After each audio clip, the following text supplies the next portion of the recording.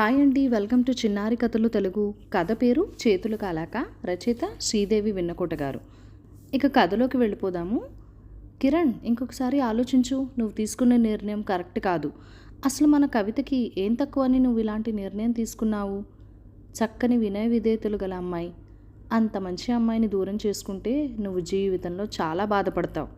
కిరణ్కి నచ్చ చెప్పడానికి ప్రయత్నించింది అతని తల్లి సాంబవి. కిరణ్, కవిత భార్యాభర్తలు. వారి పెళ్ళై 6 ఏళ్లైంది. ఒక బాబు. కవిత తల్లిదండ్రులు పేదవాళ్ళైనా వాళ్ళది మంచి సాంప్రదాయ కుటుంబం. కవిత అందమైన అమ్మాయి. చాలా ఒద్దికగా నెమ్మదిగా ఉంటుంది. ఎదుటి వాళ్ళని అర్థం చేసుకునే మనస్తత్వం. కిరణ్ తత్వం ఆమె మనస్తత్వానికి పూర్తిగా వ్యతిరేకం. అతను సాఫ్ట్వేర్ ఇంజనీర్. చాలా హడావిడి మనిషి. కొత్త పోడకలు అంటే ఇష్టం. జీవితాన్ని ఎప్పుడూ ఒకే రీతిగా అనుభవించడం అతనికి అస్సలు నచ్చదు. ఏదైనా కొత్తగా చేయాలి అనుకుంటాడు. మంచివాడే. ఎలాంటి వ్యసనాలు లేవు, కానీ అంత నెమ్మదిగా పద్ధతిగా ఉండే కవిత అతనికి నచ్చట్లేదు. పార్టీలకి పబ్బులకి రమ్మంటే రాదు. అలాంటి వాటికి కవిత దూరంగా ఉంటుంది. చాలా తెలివైనదే, కానీ అందరిలో అంత తొందరగా కలిసిపోదు. బాగా అలవాటైతే తప్ప ఎవరితో తొందరగా స్నేహం చేయలేదు. కిరణ్ చాలామంది అమ్మాయిలను చూస్తూ ఉంటాడు. తన ఫ్రెండ్స్ భార్యలని, ఇంకా బయట చాలామంది అమ్మాయిల్ని గమనిస్తూ ఉంటాడు. వాళ్ళందరూ చాలా చక్కగా, ఎలాంటి మొహమాటం లేకుండా ఎవరితోనైనా కలుపుకోలుగా కవ్విస్తూ నవ్విస్తూ మాట్లాడతారు. కవిత అందంగా ఉంటుంది. MBA చదివింది, కానీ కలివిడిగా ఉండదు. చాలా మొహమాటం. సాంప్రదాయ సిద్ధంగా రెడీ అవుతుంది. కిరణ్ ఎన్నో మోడర్న్ డ్రెస్సులు ఏరుకోరి తెచ్చినా వేసుకోదు. నాకు చీర చుడీదార్ తోటే కంఫర్టబుల్గా ఉంటుందండి. ఇలాంటి పిచ్చి డ్రెస్సులు నేను వేసుకోలేను అని ఖరాఖండిగా చెప్తుంది. కిరణ్వి చెప్పాలంటే చాలా చిన్న చిన్న సమస్యలే కవితతో. కానీ అవే అతను భూతద్దం నుంచి చూస్తున్నాడు. ఆమె నుంచి విడాకులు తీసుకోవాలి అనుకుంటున్నాడు. ఆమెతో కలిసి ఉంటే తను ఏదో కోల్పోయినట్టు అనిపిస్తుంది అతనికి. కానీ తల్లి సాంబవికి ఈ విషయం నచ్చట్లేదు. పచ్చని సంసారం, చిన్నారి మనవడు, కూతుర్లాంటి కోడల్ని దూరం చేసుకోవడానికి ఆమె సిద్ధంగా లేదు. తన కాపురంలో తానే నిప్పులు పోసుకుంటున్న కొడుక్కి నచ్చ చెప్పడానికి ప్రయత్నిస్తోంది. కానీ అతను వింటేగా. తన మొండితనం తనదే. దేని విలువైనా దాన్ని కోల్పోయిన తర్వాతే పోగొట్టుకున్న వారికి తెలుస్తుంది. కిరణ్ నిర్ణయాన్ని వింటున్న కవిత కళ్ళలో నీళ్లు. తానేం తప్పు చేసిందో తనకే అర్థం కాని అయోమయం. బాబుని గుండెలకి అద్దుకుంటూ తన ప్రాణంగా ప్రేమించే భర్తకి దూరం అవడం అనే ఊహ భరించలేకపోతోంది. కానీ మాట్లాడటానికి ఏముంది? తన ప్రమేయం ఏమీ లేకుండానే అతను నిర్ణయం తీసేసుకున్నాడు. నువ్వు నాకొద్దు అని తాను అమితంగా ప్రేమించే వ్యక్తే చెప్తూ ఉంటే, నేను మీకు అవసరం లేకపోయినా మీరు నాకు అవసరం. మీ కాళ్ళు పట్టుకుంటా, నన్ను మీతోనే ఉండనివ్వండి అని అతన్ని బతిమలాడి ఒప్పించాలా? అలా అడగడానికి ఆమె అహం మనసు కూడా ఒప్పుకోలేదు. అందుకే జరిగేది జరుగుతుంది అన్నట్టు నిర్లిప్తంగా చూస్తూ ఉండిపోయింది. అతని తల్లి మాత్రం కిరణ్తో చాలా వాదించి విఫలమైంది. సరే, ఆఖరిగా ఒక విషయం చెప్తాను. నువ్వు నీ భార్యకి మాత్రమే విడాకులు ఇస్తున్నావు. నేను నా కోడలికి ఇవ్వట్లేదు. కాబట్టి తన నుంచి విడిపోవడం అనేది జరిగితే నువ్వు ఇంట్లో నుంచి బయటికి వెళ్ళిపోవాల్సి ఉంటుంది. ఇప్పుడు నువ్వు చేసే పనితో నేను నా కొడుకుని పూర్తిగా కోల్పోతాను. నాకు కూతురు మాత్రమే మిగులుతుంది, నా కోడలు కవిత రూపంలో అంటూ తను చెప్పాలనుకున్నది నిష్కర్షగా చెప్పేసి లోపలికి వెళ్ళిపోయింది సాంబవి. అమ్మ ప్రేమ గురించి కిరణ్కి తెలుసు. తనని 2 రోజులు కూడా చూడకుండా ఉండలేదు. విడాకులు తీసుకున్నా తను మళ్ళీ అమ్మ అంటూ కన్నీళ్లతో వస్తే క్షమించేస్తుంది అనుకుంటూ బయటికి వెళ్ళిపోయాడు. రోజులు గడుస్తున్నాయి. కిరణ్ వైఖరిలో ఎలాంటి మార్పు లేదు. కవితతో ఆంటీ అంటున్నట్లుగానే ఉంటున్నాడు. ఒకరోజు కవితని డైరెక్ట్గానే అడిగేశాడు. నీ తీరు నాకు నచ్చడం లేదు. నాకు నీతో జీవితం సంతోషంగా లేదు. విడాకులు ఇచ్చే కవిత అంటూ. కవితకి ఏం మాట్లాడాలో, ఎలాంటి నిర్ణయం తీసుకోవాలో అర్థం కాలేదు. బతిమాలాలో, బెదిరించాలో విడాకులు ఇవ్వకుండా ఉండొచ్చు, కానీ నువ్వంటే ఇష్టం లేదంటున్న మనిషితో ఆత్మగౌరవాన్ని చంపుకొని కలిసి బతకడం ఎలా అనుకుంది. సరే, విడాకులకు నేను ఒప్పుకుంటున్నాను అని చెప్పడంతో కిరణ్ సంతోషంతో ఇద్దరి అంగీకారంతో విడాకులకు అప్లై చేసేశాడు. కవిత సాంబవితో, అత్తయ్య, నేను ఆయనకి విడాకులు ఇస్తే ఇక్కడ ఉండలేను. నాకు ఇక మీ కోడలిగా ఎలాంటి హక్కు ఉండదు. నేను నా బిడ్డని తీసుకుని ఎక్కడికైనా దూరంగా వెళ్ళిపోవాలనుకుంటున్నాను అని చెప్పింది. ఇందుకు సాంబవి ససేమీరా ఒప్పుకోలేదు. నాకు నా కొడుకు అవసరం లేదు, కానీ నీకొక తల్లిగా నా అవసరం ఉంది. నాకు నువ్వు నా మనవడే కావాలి. నిన్ను కాదనుకుంటున్నది వాడు. ఎలా పోతాడో పోని. నీకు దూరమైన నా కొడుకుతో నాకింకా ఎలాంటి సంబంధం లేదు అని చాలా స్థిరంగా చెప్పింది సాంబవి. చాలా రోజులు గడిచాయి. సాంబవి, కవిత మొహాల్లో నవ్వు దూరం అయిపోయింది. వీసమెత్తైన ఉత్సాహమే కనిపించట్లేదు. కవిత అయితే ఏదో బాబు కోసం భారంగా బతుకుతున్నట్టే బతుకుతోంది. 6 నెలల తర్వాత విడాకులు వచ్చేశాయి. కిరణ్ వేరే చోటికి ట్రాన్స్ఫర్ పెట్టుకున్నాడు. తల్లి, మాజీ భార్యల బాధాకరమైన మొహాల్ని అతను చూడలేకపోతున్నాడు. అందుకే కొన్ని రోజులు ఇంటికి, ఆ వాతావరణానికి దూరంగా వెళ్ళి సంతోషంగా ఉండాలి అనుకున్నాడు. ప్రతి నెల ఇంటికి డబ్బులు పంపిస్తున్నాడు. కానీ తన నుండి విడిపోయిన భర్త పంపించిన డబ్బులు తీసుకోవడం కవితకు నచ్చట్లేదు. ఒకరోజు అత్తయ్య, నేను ఉద్యోగం చేస్తాను, ఇక మీ అబ్బాయిని డబ్బు పంపొద్దని చెప్పండి అని చెప్పడంతో కాస్త ఆలోచించి, కవిత, వాడి నుండి విడిపోయిన ఆ డబ్బు తీసుకునే హక్కు నీకుంది. అది కాకపోయినా నా కొడుకుగా నన్ను చూసుకోవాల్సిన బాధ్యత వాడిది కదా అని సాంబవి అనడంతో, చూడండి అత్తయ్య, ఇప్పుడు నేను మిమ్మల్ని అమ్మ అనుకుంటున్నాను. ఒక కూతురిగా మిమ్మల్ని జాగ్రత్తగా చూసుకుంటూ పోషించాల్సిన బాధ్యత నాదే. ఇందులో మీ అబ్బాయి ప్రమేయం ఏమీ లేదు. నన్ను నా కొడుకే పోషించాలి అని మీరు అనుకుంటే గనక మీరు మీ అబ్బాయి దగ్గరికి వెళ్ళి ఉండండి.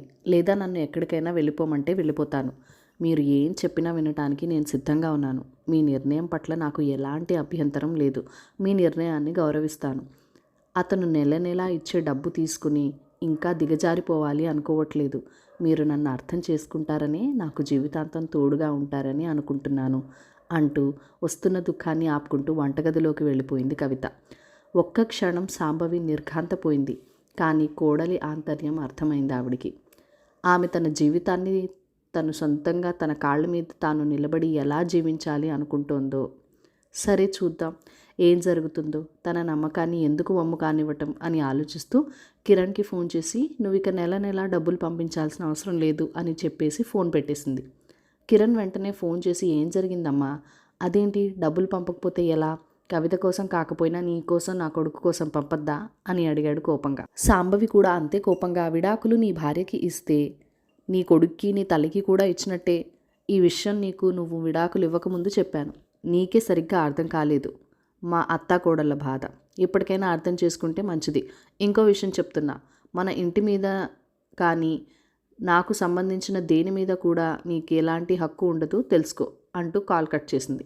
తల్లి మాటలకు కిరణ్ ఏం చేయాలో అర్థం కాలేదు. పిచ్చి పట్టినట్లయింది.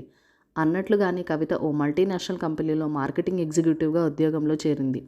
తను చదువుకుంటున్నప్పుడే మెరిట్ స్టూడెంటే, కానీ మొహమాటం ఎక్కువ. అందుకే ఎవరితో ఎక్కువ కలవలేదు, ఎక్కువగా మాట్లాడలేదు.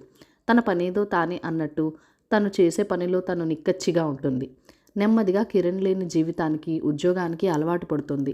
ఇప్పుడు కవితకి ఆరాటం అంతా తన బాబుని సవ్యంగా మంచి బాధ్యత కలిగిన మనిషిలా పెంచాలనే. సాంబవి కూడా కొడుకుని మర్చిపోలేకపోయినా కోడల్ని, మనవణ్ణి కళ్ళలో పెట్టుకొని వాళ్ళని కంటికి రెప్పలా చూసుకుంటోంది. అలా 1 సంవత్సరం గడిచింది. కానీ అక్కడ కిరణ్ పరిస్థితి వేరుగా ఉంది.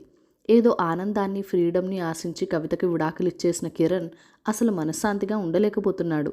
కవితతో కలిసి ఉన్నప్పుడు ఆమె భారంగా ఉందనుకున్నాడు. కానీ ఇప్పుడు మాత్రం నిజంగానే తన జీవితం ఏదో అమూల్యమైనది కోల్పోయిన భావన. కవితకి విడాకులిచ్చి తప్పు చేశాననే భావన అతనిలో మొదలైంది. ఆమెను తన అనుగుణంగా మార్చుకోవాల్సింది. తొందరపడి ఆమెతో పాటు అమ్మని కూడా దూరం చేసుకున్నాను అనే బాధ అతన్ని నిలవనివ్వడం లేదు. ఇక ఏమైతే అదైంది. కవితను క్షమించమని, కలుసుందామని అడగాలి అనుకుంటూ వాళ్ళ ఊరికి వచ్చేశాడు. తల్లి అతను వచ్చినందుకు ఏమీ సంతోషపడలేదు. బాబు మాత్రం డాడీ వచ్చారు, డాడీ వచ్చారు అంటూ సంబరంగా గంతులేశాడు. కవిత ఇంట్లో లేదు. నేను తప్పు చేశానమ్మా, నన్ను క్షమించండి. నేను కవితతో కలిసి ఉంటా. నువ్వు తనకి నచ్చజెప్పమ్మా. కవిత నీ మాట తప్పకుండా వింటుంది. నా పొరపాటు నాకు తెలిసొచ్చింది. బంగారం లాంటి భార్యను కాదనుకుని వెళ్ళాను. నన్ను క్షమించమ్మా అంటూ కిరణ్ కళ్ళనీళ్లు పెట్టుకున్నాడు. తల్లి మనసు కరిగింది. కానీ ఇందులో నేను చెప్పగలిగింది ఏముంది? కవిత వచ్చిన తర్వాత నువ్వే మాట్లాడుకో అంటూ లోపలికి వెళ్ళిపోయింది సాంబవి. కవిత ఆఫీస్ నుంచి వచ్చిన తర్వాత మరీ ఎక్కువ సాగతీయకుండా ఆమెకు క్షమాపణలు చెప్పి, నేను తప్పు చేశాను, నన్ను క్షమించు, నీతో కలిసి ఉండే అవకాశం ఇవ్వు అంటూ బతిమలాడాడు కిరణ్. ఆమె చిన్నగా నవ్వింది. ఎప్పటిలాగా నిశ్చలంగా, మౌనంగా. నేను ఒక మనసున్న మనిషిని. మీరు విడిపోవాలి అనుకున్నప్పుడు విడిపోవటానికి, మీరు కలిసిపోవాలి అనుకున్నప్పుడు కలిసిపోవడానికి నేనేమి బ్యాటరీలా నడిచే బొమ్మని కాదు, మనిషిని. నాకు మీలాగే అన్ని భావాలు ఉంటాయి. భార్యగా నేను పనికిరాను అన్నప్పుడే నేను చచ్చిపోయాను మీ దృష్టిలో. మళ్ళీ ఎందుకు ఈ ప్రాణం లేని శవాన్ని కావాలనుకుంటున్నారు? మనస్ఫూర్తిగా ప్రేమించటం ఒక్కసారి జరుగుతుంది. ఒకసారి అవతల వ్యక్తి మీద మనసు విరిగిపోతే అతుక్కోవడం దుర్లభం. మళ్ళీ మళ్ళీ మోసపోవటానికి, మనసు చంపుకోవటానికి నేను సిద్ధంగా లేను. నన్ను క్షమించండి. మీరు కావాలనుకుంటే ఎప్పుడైనా ఒకసారి వచ్చి మీ అమ్మగారిని, మీ కొడుకుని చూసుకోవచ్చు. అందుకు నాకు ఎలాంటి అభ్యంతరం లేదు. కానీ మళ్ళీ భార్యగా మాత్రం నేను ఎప్పటికీ మీతో కలిసి ఉండలేను. ఈ బంధం మీరు విడాకులు అంటూ కోర్టుమెట్లు ఎక్కినప్పుడే విచ్ఛిన్నమైపోయింది. ఈ విడిపోయిన బంధాన్ని నేను మళ్ళీ కలుపుకోలేను, క్షమించండి అంటూ ఇంక చెప్పాల్సింది ఏమీ లేదు, ఇక మీరు దయచేయచ్చు అన్నట్టుగా లోపలికి వెళ్ళిపోయింది కవిత.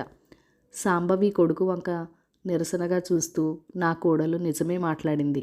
నేను చెప్తూనే ఉన్నాను నువ్వు చేసేది కరెక్ట్ కాదు అని. కానీ నువ్వే వినలేదు.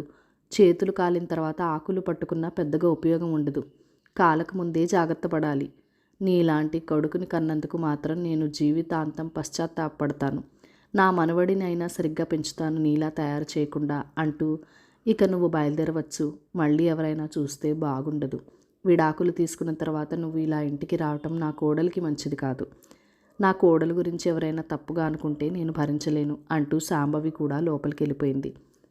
నన్ను క్షమించండి అత్తయ్య అంది లోపలికి వచ్చిన సాంబవితో కవిత కన్నీళ్లు పెట్టుకుంటూ. కోడల్ని ఓదార్పుగా, నేను నీ తోడుగా ఉంటానని దగ్గరికి తీసుకుంది సాంబవి. కిరణ్ నిరాశగా వెనుదిరిగాడు. తను చేసిన తప్పుకు పశ్చాత్తాపడుతూ కొంతకాలం తర్వాత అయినా కవితలో మార్పు వచ్చి తనను క్షమించి దగ్గర చేరాలని ఆశగా కోరుకుంటూ. కాలం వాళ్ళ జీవితాలని ఏ తీరం చేరుస్తుందో. కథ సమాప్తం. ఈ కథ మీకు నచ్చినట్లయితే కనుక లైక్ చేయండి, షేర్ చేయండి, మన ఛానల్కి సబ్స్క్రైబ్ చేసుకొని సపోర్ట్ ఇవ్వండి. మీ అమూల్యమైన కామెంట్స్, ఫీడ్బ్యాక్ ఏదైనా ఉంటే మన కామెంట్ సెక్షన్లో షేర్ చేసుకోండి. Thank you for watching. Bye bye.